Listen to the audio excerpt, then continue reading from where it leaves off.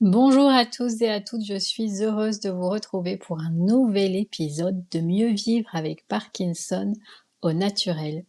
Et aujourd'hui, on va parler d'alimentation, mais pas n'importe comment.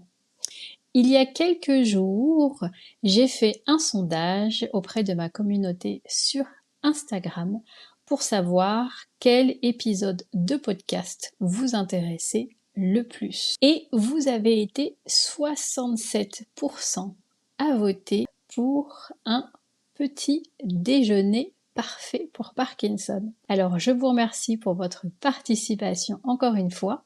Et ce sondage, eh bien, il m'a inspiré la création d'une mini-série que je suis ravie de vous présenter aujourd'hui et que j'ai appelée Parky Gourmet. Le concept, eh bien, on va décortiquer ensemble chaque repas pour qu'il vous soutienne tout au long de la journée au lieu de vous plomber. Et quoi de mieux que de commencer cette mini-série avec le petit déjeuner, ce moment où votre corps, eh bien, il est soit en train de recharger ses batteries, soit, soyons honnêtes entre nous, en train de se tirer une balle dans le pied, et ce, dès le matin, et c'est vraiment pas ce qu'on recherche. D'ailleurs, grande nouvelle, vous pouvez désormais choisir comment vous suivez ce podcast en version audio comme d'habitude sur votre plateforme d'écoute préférée ou en version vidéo sur YouTube pour voir mes démonstrations, mes illustrations en direct.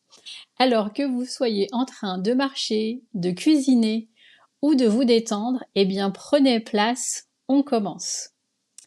Alors, avant de plonger dans le vif du sujet, petit rappel express sur l'inflammation chronique, surtout si c'est la première fois que vous entendez une naturopathe spécialisée Parkinson, c'est-à-dire moi. Allez, soyons sérieux. Imaginez que votre corps est une maison. L'inflammation, eh bien, c'est un peu comme un pompier qui est en train d'éteindre un feu. C'est normal, c'est utile, mais c'est surtout vital quand il y a de l'inflammation. Mais si ce pompier ne repart jamais de votre maison et qu'il continue finalement de l'arroser sans s'arrêter, même quand il n'y a plus de flamme, eh bien bonjour les dégâts. Les murs s'écroulent, les fondations s'affaiblissent et c'est tout votre organisme qui trinque. Eh bien, bienvenue dans le monde de l'inflammation chronique. Le point commun, malheureusement, de beaucoup de pathologies que l'on voit aujourd'hui, Parkinson, le diabète, les maladies cardiovasculaires et bien d'autres encore.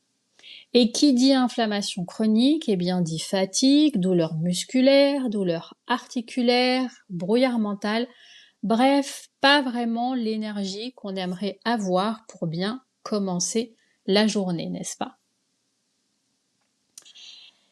Petit rappel sur l'inflammation chronique, j'aimerais aujourd'hui vous parler d'un outil qui va être très utile pour préparer vos repas, ce qu'on appelle le Pro Diet. Avec cette mini-série Parky Gourmet, eh bien j'ai envie de vous en parler un petit peu plus, d'autant que moi je l'utilise maintenant dans mes accompagnements. Et là je vous vois venir. Le pro quoi? Je pense que vous vous dites que je vais vous sortir encore une belle métaphore. Eh bien exactement.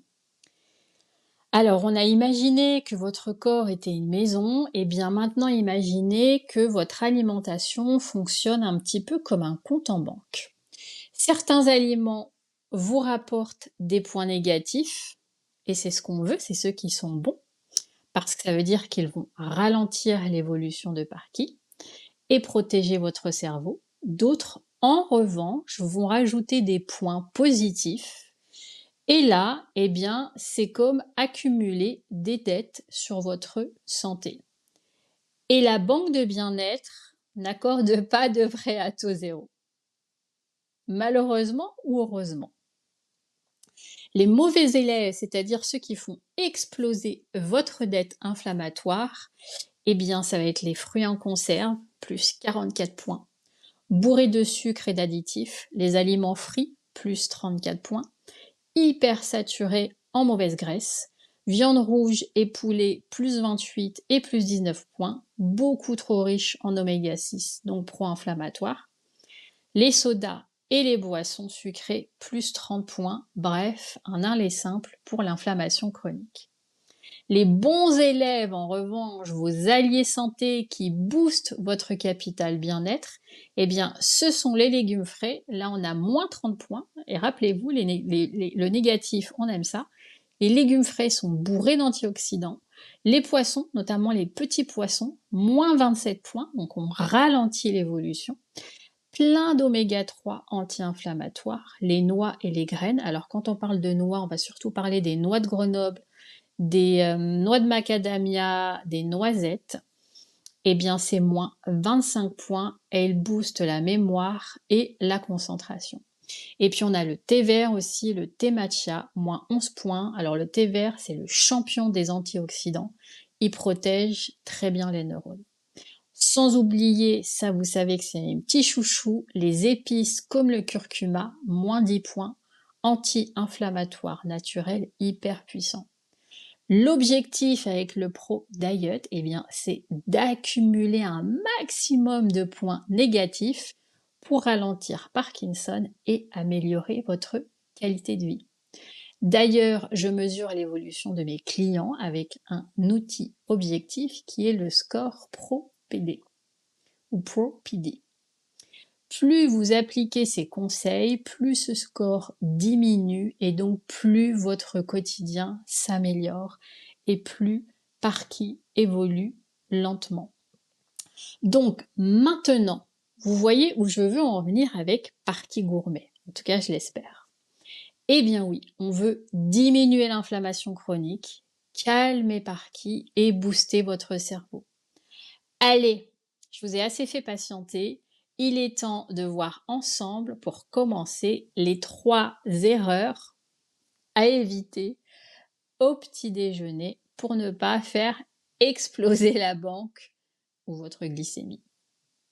Alors, les 3 erreurs à éviter au petit déjeuner. La première erreur, vous vous en doutez, c'est de prendre un petit déjeuner bien inflammatoire. Donc, le matin, votre corps est particulièrement sensible aux glucides, donc au sucre. Si vous commencez la journée avec des céréales industrielles, des tartines de pain blanc, du café sucré, eh bien c'est comme mettre un shot de sucre directement dans vos veines. Allez, la conséquence plus sérieusement de tout ça, c'est que il va y avoir un pic d'insuline. L'insuline, c'est l'hormone que votre corps produit pour pouvoir gérer le glucose. Chaque fois qu'il y a un pic d'insuline, il va y avoir après un crash énergétique, de la fatigue, de l'irritabilité, donc une augmentation de l'inflammation et un impact aussi sur la dopamine, moins de motivation, plus de fatigue. L'alternative est donc un petit déjeuner anti-inflammatoire. Alors, on mange quoi du coup, Tiffany? Protéines, bons gras et glucides, oui, mais pas n'importe lesquels et surtout pas n'importe comment. Avant de se jeter sur son assiette, on commence par réveiller son système digestif en douceur. Pourquoi? Parce que la digestion et Parkinson, c'est souvent une histoire compliquée, avec pas mal de ralentissements sur la route du transit, pour rester diplomate. Oui, je parle bien de constipation. Ne faites pas comme si vous n'aviez pas compris. La solution, commencer par une hydratation, ça peut être une infusion de citron, de gingembre, pour activer les enzymes digestives, stimuler doucement l'estomac et éviter la sensation de lourdeur post-repas. Ne partez pas tout de suite parce qu'un peu plus loin dans cet épisode, je vous donne les clés pour composer un petit déjeuner ultra efficace et 100% Parky Gourmet. La deuxième erreur que je vois souvent, c'est un petit déjeuner qui va bloquer l'absorption de la lévodopa. Si vous prenez de la lévodopa, ce qui est quand même le traitement phare donné pour Parkinson, attention à ce que vous mangez. Rapidement, imaginez que vous êtes sur une autoroute où il y a des voitures rouges qui sont en fait les protéines et des voitures bleues qui sont la lévodopa. Eh bien, toutes les deux passent par la même autoroute intestinale pour atteindre votre circulation sanguine. Donc, s'ils arrivent en même temps, si elles arrivent en même temps, pardon, eh bien, c'est le bouchon assuré. C'est ce qu'on appelle la compétition intestinale entre les protéines et la lévodopa. Petite astuce donc, prenez votre lévodopa avec du jus de citron ou de la vitamine C. Ça évite ce qu'on appelle la décarboxylation prématurée de la L-dopa. Et oui, pour ceux qui prennent du mucunaphrurien, ça fonctionne aussi. La décarboxylation, c'est le fait que la L-dopa va être transformée en dopamine avant d'arriver au cerveau. Donc, l'idéal, c'est de prendre votre lévodopa 30 minutes avant votre petit déjeuner. Sinon, et encore 30 minutes, voire 45 minutes pour certaines personnes, sinon il faut attendre 2 heures après le repas avant de prendre la dopamine. Donc ça, c'est vraiment en fonction des heures auxquelles vous prenez votre médication parce que c'est hyper important, vous le savez, de bien respecter la médication prescrite par votre médecin et les horaires recommandés également. On peut privilégier des protéines végétales, mais pas que, on va y revenir un petit peu plus tard, comme des graines ou des légumineuses. D'ailleurs, les graines germées sont hyper riches en protéines. Mais ça peut être aussi des œufs. Vous verrez plus tard, parfois on dit qu'ils posent problème, mais c'est pas forcément les œufs qui posent problème, mais plutôt peut-être la manière dont ils vont être consommés. On en parle juste après. La troisième erreur à ne pas faire, c'est d'éliminer tous les sucres, donc tous les glucides. Non, on ne supprime pas tous les sucres, on supprime les mauvais. Moi, j'entends souvent, oui, il faut supprimer tous les glucides, oui, on m'a dit qu'il fallait supprimer tout le sucre. Stop! Ce n'est pas aussi simple, et tant mieux. Ce qu'il faut, c'est choisir les bons. Le problème, ce sont les mauvais glucides, donc le sucre blanc, qui va faire exploser votre glycémie, et donc on revient, cascade inflammatoire, inflammation chronique qui s'installe, et le pompier qui continue d'arroser la maison comme si l'incendie n'était pas terminé alors qu'on n'en a pas besoin, et qui finalement va plus abîmer la maison qu'autre chose. Les farines raffinées, qui vont aussi faire monter l'insuline trop rapidement et l'effet yo-yo. Les jus de fruits, qu'ils soient industriels ou maison, les jus de fruits, eh bien, c'est une intraveineuse de sucre. Les confitures, elles sont trop sucrées, elles sont sans fibres, bref, c'est un coup de boost immédiat, certes, mais après, fameux crash énergétique. Et les bons glucides, oui, on veut les bons glucides, mais pas n'importe lesquels. Les fruits frais, super, ils sont riches en fibres, en antioxydants, ils sont pleins de vitamines et de minéraux. Par exemple, le kiwi est top pour la digestion grâce à son enzyme naturelle qui aide à réguler le transit. Et on le sait, la constipation, c'est un enjeu quand on a Parkinson, notamment pour les femmes qui sont plus sujettes à la constipation que les hommes. Qu'est-ce qu'on retrouve dans les bons glucides? Eh ben, le pain sans gluten, ça peut être aussi du pain fait maison avec du psyllium, je vais y arriver, qui a moins d'impact sur la glycémie, qui est riche en fibres et donc qui permettra une meilleure digestion. En résumé, on ne diabolise pas les glucides, on choisit les bons pour bien nourrir son corps et son cerveau.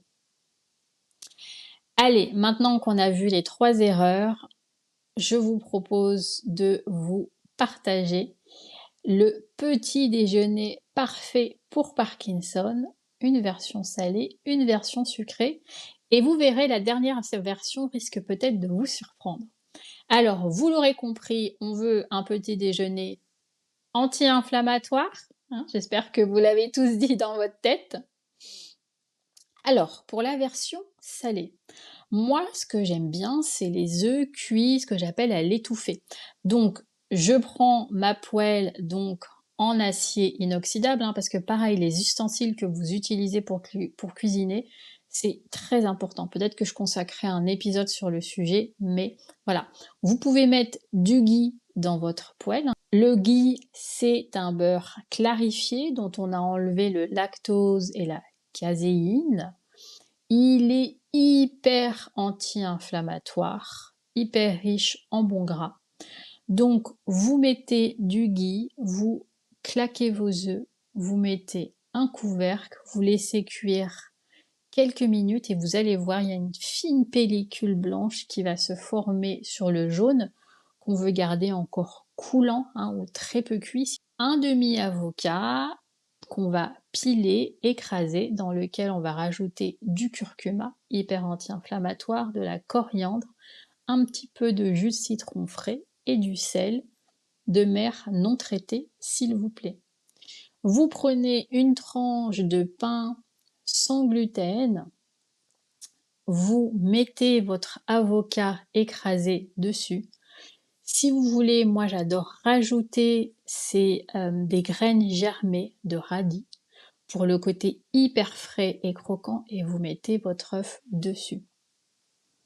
Donc oui, les œufs peuvent être consommés, mais avec, je dirais, quelques précautions stratégiques quand on prend de la levodopa. Alors pourquoi les œufs peuvent poser problème? Vous l'avez peut-être entendu dire que manger des œufs le matin, c'est pas forcément ce qu'il y a de plus recommandé. Les œufs, en fait, ils sont riches en protéines, notamment en tyrosine, un acide aminé qui utilise la même autoroute que la levodopa pour être absorbé. Donc on en revient toujours à la même chose, si tout le monde veut passer au même moment, eh bien ça va causer un petit peu de circulation, trop de circulation. La conséquence de tout ça, eh bien, c'est un ralentissement de l'effet du traitement qui peuvent entraîner une fluctuation de vos symptômes moteurs, moins de dopamine disponible au bon moment. Donc, comment bien consommer les œufs avec Parkinson? Eh bien, soit on les mange loin de la prise de levodopa, donc comme tout à l'heure, hein, on prend la levodopa 30-45 minutes avant, sinon 2 heures après la prise du traitement, pour que la levodopa soit mieux absorbée. Associez, comme je vous l'ai dit tout à l'heure, vos œufs avec des bons gras, vraiment l'avocat, l'huile d'olive, le ghee.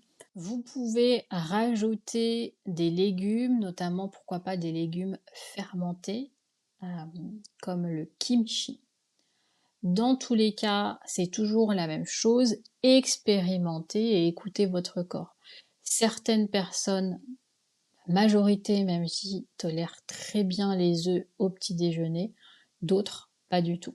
Si vous remarquez que vos symptômes, notamment moteurs, fluctuent après en avoir consommé, eh bien, consommez les œufs à un autre moment de la journée.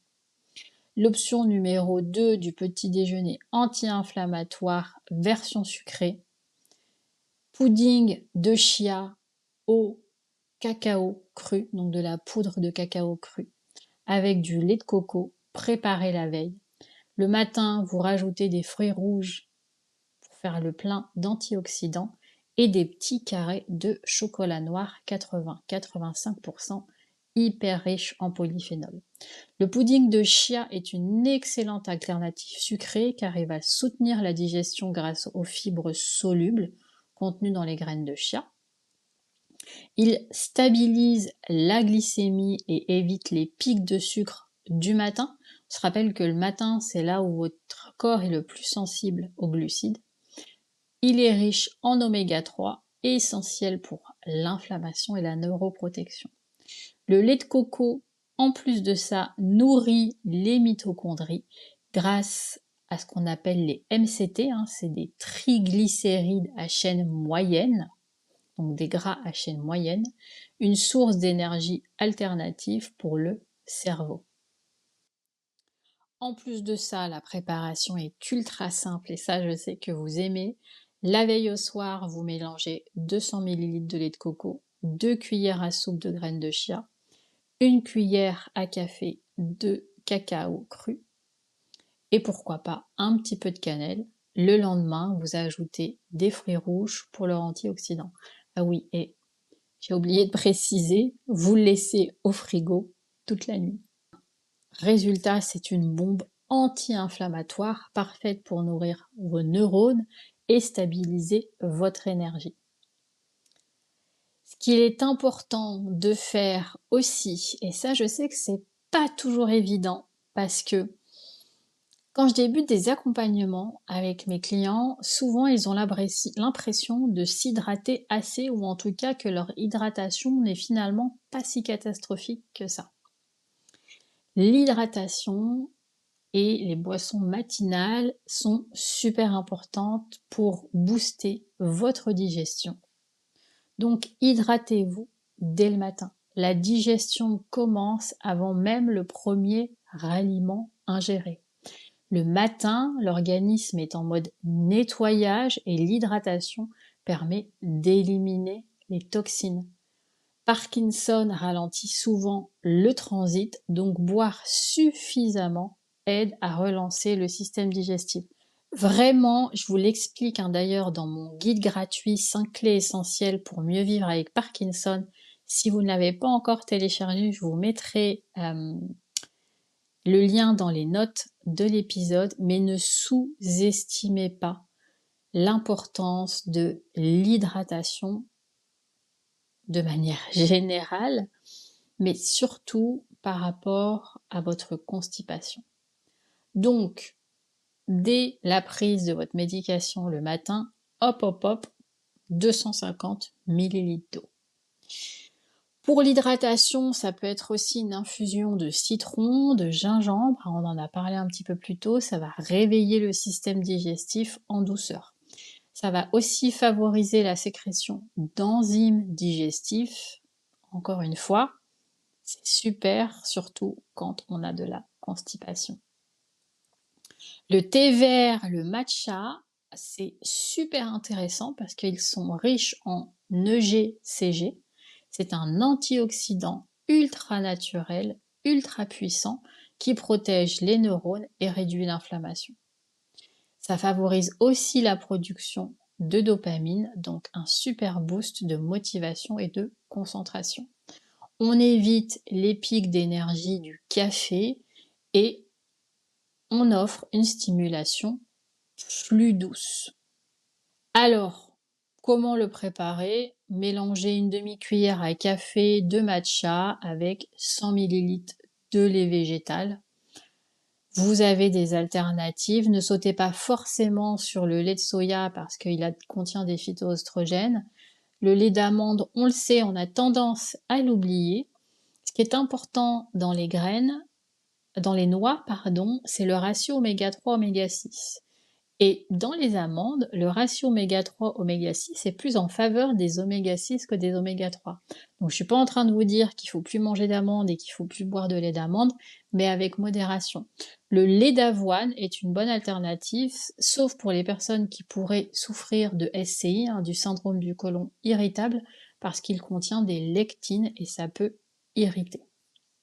Ce n'est pas au goût de tout le monde, mais si vous voulez essayer 100 g de graines de chanvre avec 1 litre d'eau, vous le passez dans un mixeur, dans un blender quelques minutes, ça vous fait un lait végétal qui mousse très bien parce qu'il est riche en gras, en bons gras et en protéines. Et vous pouvez le conserver 3-4 jours au frigo. Pour être complètement transparente avec vous, moi, je n'aime pas trop le goût du lait fait avec les graines de chanvre, mais les goûts et les couleurs, comme on dit, ça se discute pas. Vous avez aussi le lait de coco, qui est aussi une très très bonne alternative. En résumé, salé ou sucré, votre petit déjeuner doit être stratégique pour protéger vos neurones et maximiser votre énergie. Toujours s'hydrater dès le matin pour relancer votre transit et améliorer l'absorption des nutriments. Alors, est-ce que vous êtes plutôt team salé, plutôt team sucré? N'hésitez pas à me le dire en commentaire. Enfin, la troisième option, si je puis dire, que j'avais envie de vous partager, de vous présenter, eh bien, finalement, si le meilleur petit déjeuner, c'était de ne pas manger. Et là, je vous parle du jeûne intermittent. Alors, je vous ai déjà parlé du jeûne intermittent, hein, c'est cette pratique qui consiste à ne pas manger pendant 14 à 16 heures. Et là, je vous entends. Mais Tiffany, tu nous expliques depuis tout à l'heure comment bien manger et maintenant tu nous dis qu'il ne faut juste plus rien avaler? Oui, mais attendez la suite. Ne pas manger, ce n'est pas ne rien faire. C'est activer des mécanismes incroyablement bénéfiques pour votre cerveau et votre énergie. Le jeûne intermittent permet un passage en cétose, c'est-à-dire que le corps utilise, si vous voulez, un carburant alternatif qu'on appelle les corps cétoniques. Exit le glucose, bonjour l'énergie longue durée. En gros, si je pouvais résumer très simplement la cétose, ce serait exit le glucose et bonjour l'énergie longue durée. Le jeûne intermittent, il permet aussi l'autophagie. C'est un mécanisme de nettoyage cellulaire où votre corps va se débarrasser des cellules abîmées, comme un grand ménage de printemps. Le jeûne intermittent, eh bien, il permet également la production de BDNF, je vous en ai déjà parlé aussi, c'est cette protéine qui protège vos neurones et améliore la plasticité neuronale, donc les fonctions cognitives, la mémoire, un peu comme un coach sportif pour vos connexions cérébrales. Il permet aussi la flexibilité métabolique, c'est-à-dire que votre corps va apprendre à switcher entre le glucose et les corps gras pour fabriquer son énergie. Enfin, il permet aussi ce qu'on appelle l'hormèse mitochondriale, c'est-à-dire le fait de soumettre vos mitochondries, donc vos centrales énergétiques, à un stress temporaire, mais qui revient de façon cyclique et qui leur permet d'avoir une plus grande résilience, de fonctionner encore mieux. On le sait, je ne le répéterai jamais assez. Parkinson, c'est pas juste un manque de dopamine, c'est aussi un problème au niveau de la santé mitochondriale. Mais comme j'aime aussi le répéter, si la santé mitochondriale est au cœur du problème dans Parkinson, eh bien elle est aussi au cœur de la solution. Et on peut agir sur cette solution, donc sur le fait de renforcer vos mitochondries à travers l'alimentation, l'exercice physique et une bonne gestion du stress. Je vous partage tout ça dans mon guide gratuit également, 5 clés essentielles pour mieux vivre avec Parkinson. Ceci étant dit, si vous me découvrez, attention, le jeûne intermittent, ce n'est pas pour tout le monde. Interdiction de sauter sur le jeûne intermittent si vous êtes épuisé et que votre vitalité est en berne. Si vous avez des problèmes de glycémie instable, surtout en début de parcours. Si vous prenez votre lévodopa le matin et que vous sentez un gros off en restant à jeun. Mon approche, vous la connaissez, douceur et progressivité. Ne jamais forcer un corps fatigué à jeûner. C'est comme demander à un marathonien de courir sans avoir dormi. Commencez petit à petit. Si vous êtes déjà familier avec le jeûne intermittent et que vous ne faites pas 16 heures, et ben si vous faites par exemple 10 heures, et ben augmentez progressivement 11 heures, 12 heures, 13 heures. Allongez la période sans manger sur plusieurs semaines. Se faire accompagner pour observer comment votre corps réagit est bien évidemment pour moi la meilleure solution puisqu'on adapte des stratégies thérapeutiques modificatrices de l'évolution de Parkinson, mais selon votre corps, selon votre situation. Le jeûne intermittent, c'est comme une salle de sport pour vos cellules, mais comme dans une vraie salle de sport, on ne commence pas par soulever 100 kg dès le premier jour. Conclusion, le jeûne intermittent peut être une arme puissante pour la neuroprotection et la gestion de votre énergie, si et seulement si votre corps est prêt à le recevoir. Pour finir cet épisode, j'aimerais vous proposer un challenge. Pendant une semaine, remplacez un aliment inflammatoire que vous consommez peut-être au petit déjeuner par un aliment anti-inflammatoire. Pensez en termes d'ajout et pas de privation. Regardez, testez la version salée, la version sucrée, ou si votre condition vous le permet, testez le jeûne intermittent. Observez comment vous vous sentez, aussi bien au niveau de votre énergie que de vos troubles de santé associés à Parkinson. Et puis, n'oubliez pas, augmentez le nombre de points négatifs que vous pouvez obtenir via le Pro Diet, puisque cela signifie que petit à petit, vous allez avoir un impact positif sur la progression de Parkinson. Voilà, je vais m'arrêter là. N'hésitez pas à me dire si ce format vidéo vous plaît et rejoignez-nous sur YouTube. Prenez soin de vous et puis si vous voulez poursuivre la discussion, rejoignez-nous sur le canal Telegram MVAP, la communauté du podcast. Prenez soin de vous, à bientôt!